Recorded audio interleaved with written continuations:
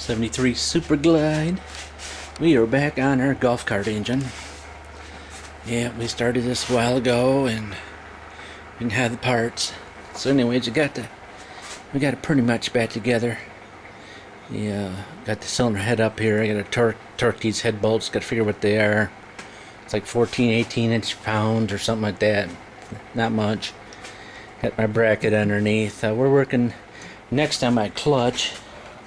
All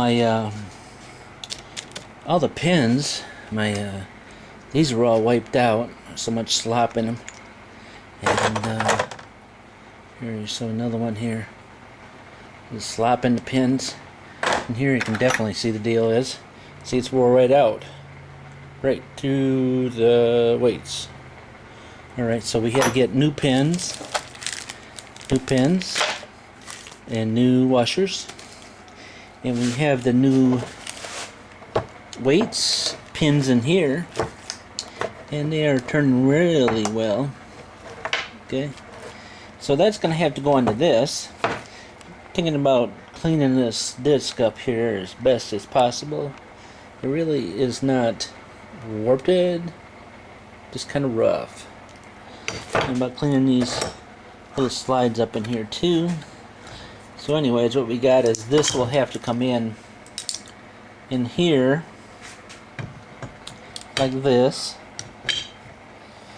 and these will slide down in there, and these pins will go over to there, and then that will be set on this, which slides in and out. So a pretty good deal. I got the cover for it and all that. So we got to clean this back up. All these things had set screws. I got like the wrong size Allen wrench thingy in there. I can't even find it now. I'm so bushed. Working midnights. Anyways, I had the wrong one in there, sloppy. So here it is. They were real sloppy. So I said, "Oh shoot!" So I started tapping them out. Well, that kind of tweaked these little arms here. So I ended up having to tweak them a little back, and so they can get their spacer in there. So that's all set. Just want you to know that these are in here, and don't do a redneck thing and think the hammer will come apart, and if it does, it'll be broken. So anyways, I'm going to take these screws out and tighten them back up. Some of this Heo thread locker. We're going to put some thread locker on all these little set screws. So once it gets bouncing around, we have no problem. No more problem with that.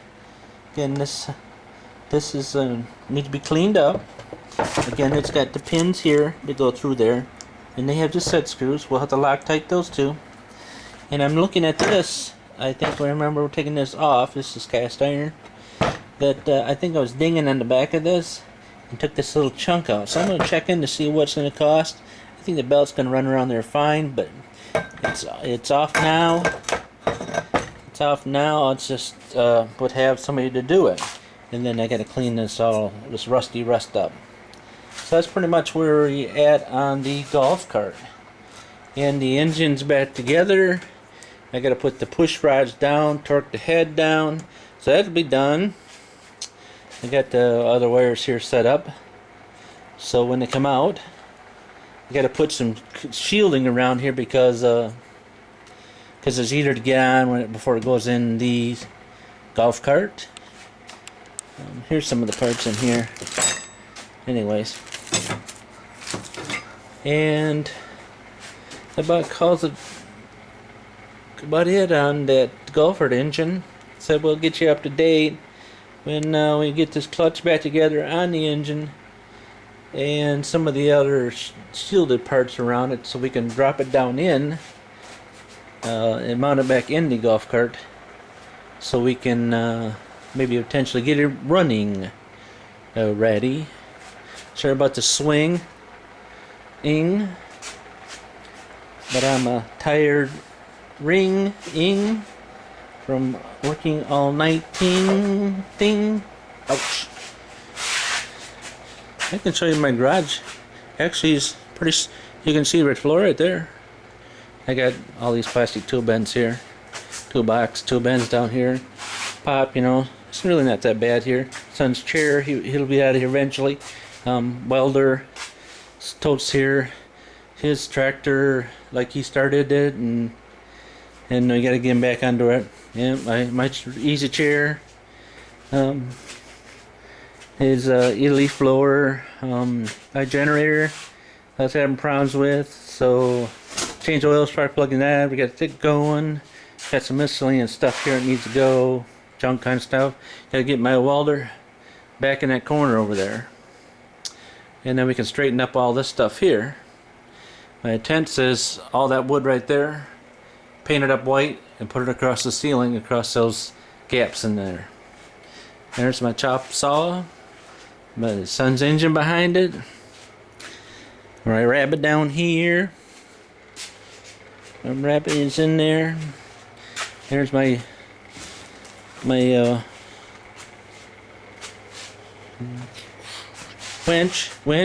I gotta get back to my winch, and I got all my tool storage stuff done. And working on my speaker box for my son. He measured out the wrong hole, cut it out, and then we had to remodel it. All right. And here's his engine under plastic. Here's my brake lathes. I've had them now 10-12 years. Yep. And then there gets a drum one over there. So they're kind of like paid off. That's kind of why I just do it myself. It lasts another 6 months, then I'll throw the rotor or whatever. It's and then here's my wheel balancer. It's one of those tool companies that have all kinds of equipment. Can't even think of the name now. I could look at this paper. It just says wheel balancer. Yep, this is the only unit I've got some before. I thought about getting some other stuff, and I just kind of held back. Alright, I'm getting wiped out. Anyways, here's my toolbox. It's always a mess. Drawers are always open, stuff piled on top of it. Yep. Then there's my little 110 wire feeder. I got a little card on it. So, here's for this. See you around.